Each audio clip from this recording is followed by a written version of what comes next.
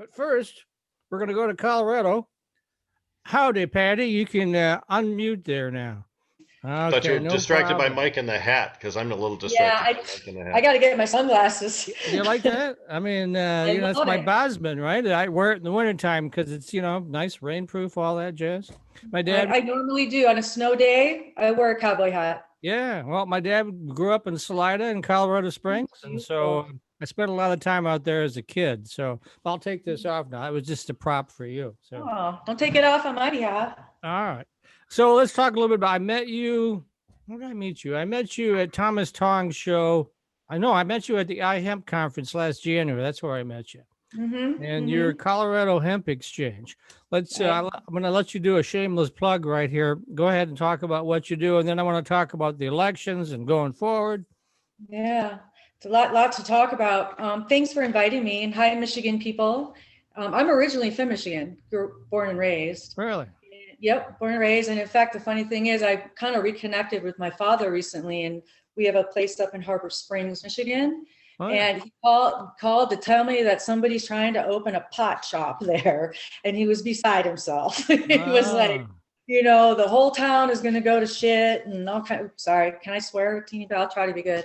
But he's really very concerned about it. And I tried to reassure them. Having grown up there, I can only imagine what's going through their brains. Talk about, which I'll not go more about me, but the educational part, the stigmatization, and like Rick was saying, other people's success is going to be our success ultimately in the states that are coming online.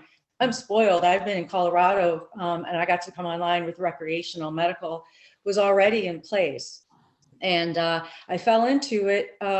Real estate was my entrance. I had real estate at just the right time. In 2014, when regulated cannabis was coming online, you had to have real estate to attach to your application for a license.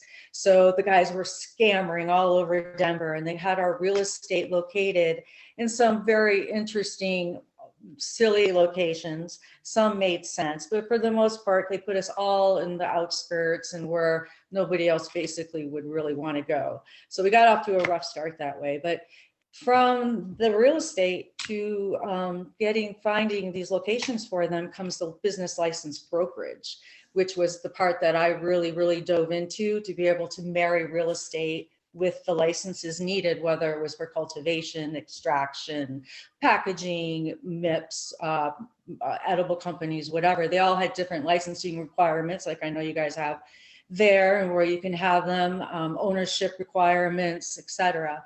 So I would work as a conduit between multiple parts of the team, including the legal team, which is where I get most of my business, quite frankly. And I like that part because I get vetted clients. They're not wannabes or kicking tires anymore. If they're willing to pay my lawyers a nice chunk of retainer, then I know that they're kind of on board.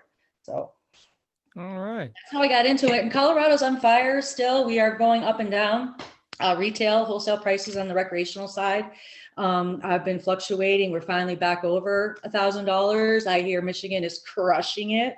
I also hear the black market is alive and well there. You guys got a ton of stuff going on, and my phone rings every day from people that I have done business in Michigan. I did some marijuana business. My business now is all primarily CBD. And I'm a smokable flower, but my roots remain in marijuana, and I'd like to think that I'll still get to do some work there at some point. Yeah, I get your Facebook feed. Right now. Yeah, I get your Facebook feed, so I track what you're doing, and I enjoy your little kitchen things that you've been doing. So I'm going to get that microphone you said to get. I just you got that echo problem. So I'm doing video for as long as I have, I can pick up on all that stuff real fast. But anyway, let's talk a little bit about the elections. And Rick, any of you can chime in if you like, Rick or anybody else, Jamie. The elections. Wow, huh? Well, at least for cannabis. I don't know what your politics are. It doesn't really matter.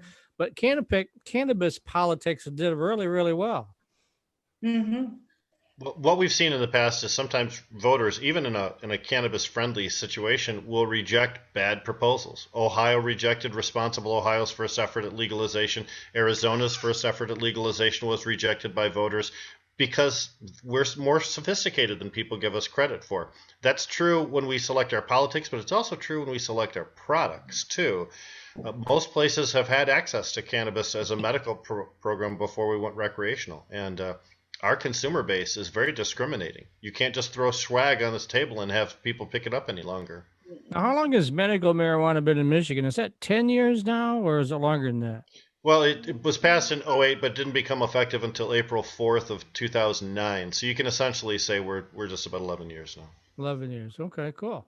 So, Patty, from your vantage point of, dealing with all these people around the country, what's kind of your outlook for 2021? And do you think, obviously, since again, it doesn't matter whether you're a red state or a blue state, everyone's on board with marijuana.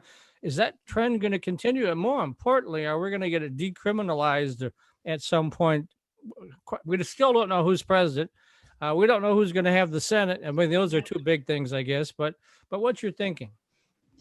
Well, I mean, I'm very positive. But I'm working more in the CBD side right now. And once COVID hit, I don't know what triggered what, but my business pretty much blew up. And I'm still trying to explain it. But I think a lot of that is the people that have been positioned, the people that have been growing and scaling reasonably, the people that are self-funded, the people that aren't chasing the unicorns and shiny things.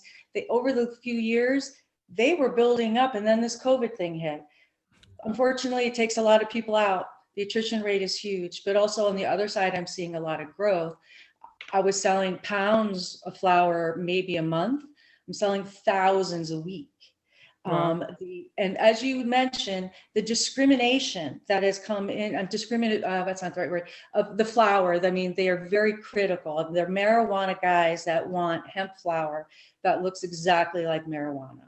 And what they're doing is packaging it, jarring it in all kinds of interesting ways. But a lot of people like to get their CBD. They like to smoke. We all know smoking isn't good for us. You know that, I know that. A lot of people are never going to stop, and a lot of people smoke cigarettes. And my hope is a lot of people will go from tobacco to clean material and smoke that if they're going to smoke something. And that whole efficacy and authenticity and full transparency should follow all products, and it should be totally vertically integrated, in my opinion, on the chain of custody. And again, maintaining what you make is what I put in my body. So we're super busy putting together, again, the syndicate of greenhouses. I'm seeing a lot of outdoor material that's left over from last year. People have been saying to me, oh, Patty, you're crazy. The prices are going to go down. Nobody's going to make any money, blah, blah, blah. Well, I'm raising the prices, guys, and people are buying it. So it depends on who your buyer is and what you have to sell. I'm not a grower. I don't pretend to be. I know exactly what my buyers want. I know exactly how it should be grown. I know exactly how it should leave that building and all the other logistics that go with it. It's a puzzle. I'm the quarterback, basically, on all of it. But the trick is to keep the funnel full. And my advice, for lack of a better word, to anybody that's coming on board is to start small. Start small and scale reasonably. Self-fund whenever possible, because that's where I see a lot of the breakups. But the attrition rate has been high, but I'm seeing a lot more success on the farming side, indoor, outdoor, and greenhouse. That's the great news. Great news. Seeing some really good genetics. Bad news is the bad seed guys are still out there. The crooks are still out there. The scammers are out there. And the new evolving states like you guys, and you're not the newbies really anymore. You definitely had some teeth to start, but that's when the experts flow to your states. That's when the experts and have the best genetics and the guy who has the best clones and the best consultant. You guys are, getting barraged by them, I'm sure. I mean, I was one of them that's been sent there several times. I like to think I know what I'm doing and I don't screw people over, but I tell you what, the nightmare stories coming out of there are just like Florida. Florida is a shit show. Colorado, we are still evolving, but we are a mature market. And I think it's awesome when other markets that are immature come to Colorado and seek our. Well, I just was complimenting Jamie, if she didn't already hear it, because I've been watching her since she started. And Sensi Magazine, I was at the very first party and they crushed it here in Colorado. And we miss them terribly as an industry. You guys were great, but watching you go around to the little towns and the municipalities and try to encourage open-mindedness and, let me share my experience. So kudos, it's not an easy job. Thank you. And I'm always willing to take on those challenges of going after those super tough conservative areas, because it's work that I'm passionate about doing. I mean, like I moved to Michigan 6 years ago from Colorado. I saw everything happen in Colorado and it completely opened my eyes. And tell you what, 2014, when I came to Michigan from Colorado, I was like, what the hell? Like, I felt like I had moved back to Texas, which I was not going to do. It was really kind of a shock. And I just wanted to see cannabis in the same light in Michigan as I saw it in Colorado.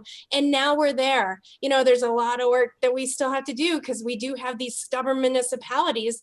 But in a time like this, with COVID, the economic crisis, why not?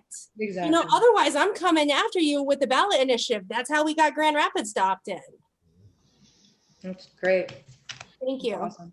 Rick, did you want to ask any questions? Sure. Patty, it sounds like your job description fits what we have here in Michigan called a broker in our hemp industry. You don't grow the hemp or the CBD product, and you don't actually end consume it as a commercial producer would, but you're the person that connects those two. That's an important aspect to a mature industry that's sometimes lacking in our Michigan situation. We have a lot of people with the high CBD quality hemp products that are sitting in pole barns right now waiting to be sold.